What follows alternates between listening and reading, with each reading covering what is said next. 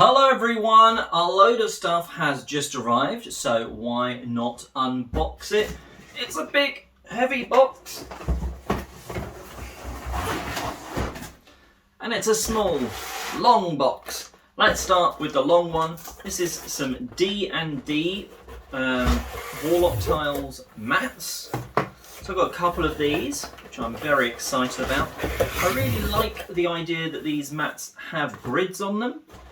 And they're going to be very, very useful for some of the bits you're going to see in a minute. I would have liked to have tried the water one. I'll maybe try and get that one at some point. But two pretty cool maps. And, hopefully these are nice quality. They're certainly a decent size. 24 by 24 inches. Are they both that size? Yes. So that is two mats. That's pretty cool. Get the slip out for that. Now let's dive in. We've got board games and some D&D terrain coming out here. So first of all, they're going to be really good for this. This is the Caverns base set. Swing it round. Basically, you've got all of this sort of very loose terrain. Not sure how I'm going to feel about that, to be honest, but got to give it a go. So let's put that there. Now on to some board games. You got meeples. Meeples are cool. Meeples are small. Meeples are now in yak shape. What more can you want? I don't know necessarily too much about the game, apart from it has a yak meeple. It pulls something around this board and you're taking cubes off it to make little piles. And there's some resources and stuff. It's quite a heavy box, this one, from Pretzel Games. They've made some good games, Pretzel Games. They're probably best known for sort of more dexterity ones, like Men at Work and that sort of stuff. But excited to try that one, and it is quite a heavy box. Next up, you may have seen I put up yesterday or recently about the new Azul game that's not this one, Master Chocolate here. Well, this one is the one that's just releasing, and this is, I keep trying to call it Queen's Gambit, but it is Queen's Garden. It sounds like it's much more of a really gamery, thinky sort of Azul title, which is not really what I'm always trying to go for with Azul. So it'll be very interesting to see how well I think that one works, but excited to give it a go because, well, Azul is always normally a relatively good quality game. Even the second one, Stained Glass of Sintra, I think it's a good game. It's just not, of the three, my favourite sort of thing. So we'll see where number 4 sits. Next up, we have another game. This one from Pandasaurus Games.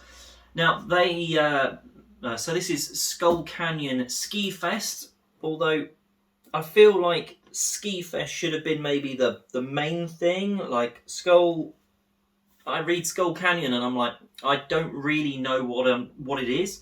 Ski Fest kind of explains it more because you are, as far as I can tell, getting these sort of cards and such to trigger different things and going down the slopes. Really like the idea of that because it gives you sort of routes to go down. Don't know quite how it works. Again, Pandasaurus known for some very good games, so very excited about that. Then we've got a bit more of the Warlock Tiles stuff. So to go with the base set, we've got the expansions, Stalactites and Stalagmites. I mean, they look awesome, and there's even bits where you can then walk on top of them. They're quite tall, so I'm not quite sure how that's going to work, if they're to actually like build a staircase up to them. But that's there. And then we've got 2 final expansions for that Warlock stuff. So we've got the Dripstone Bridge.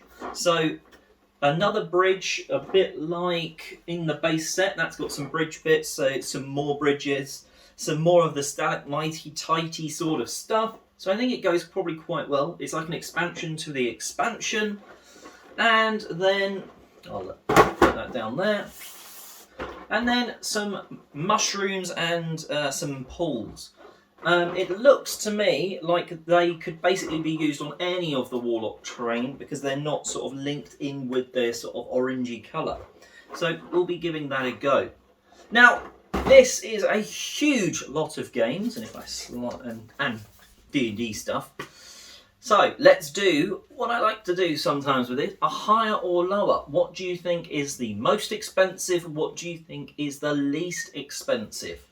Right, well, coming in, and these are RRP in pounds, so, you know, times it by 1.5 to get to dollars, times it by about 20 to get it to Canadian dollars, or that's a joke, it's like 2 to 1.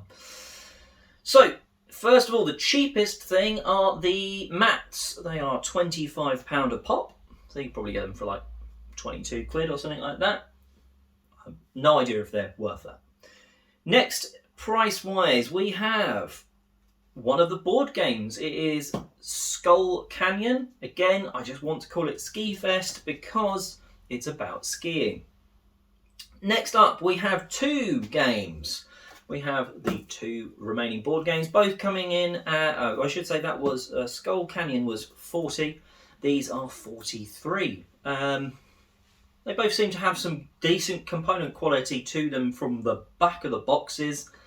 The Yaks probably win it for me on wow factor, but as all games always have lovely tiles.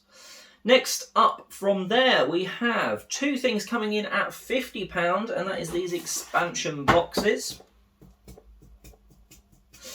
They are both £50. Coming in next is the expansion, which is £80, and then this base, which is £129.99. That's ridiculously expensive.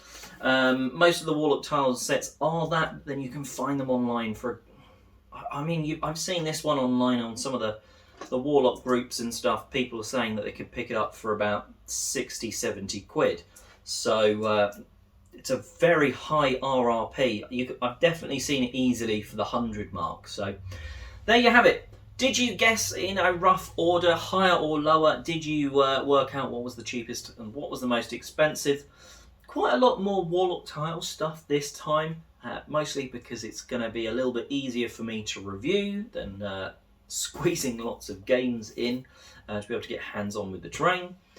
And you'll see some of this stuff reviewed and unboxed on the channel the next so much time. Till next time, enjoy the other stuff on the channel, like, subscribe, and all that jazz, and, well, have a brilliant day gaming.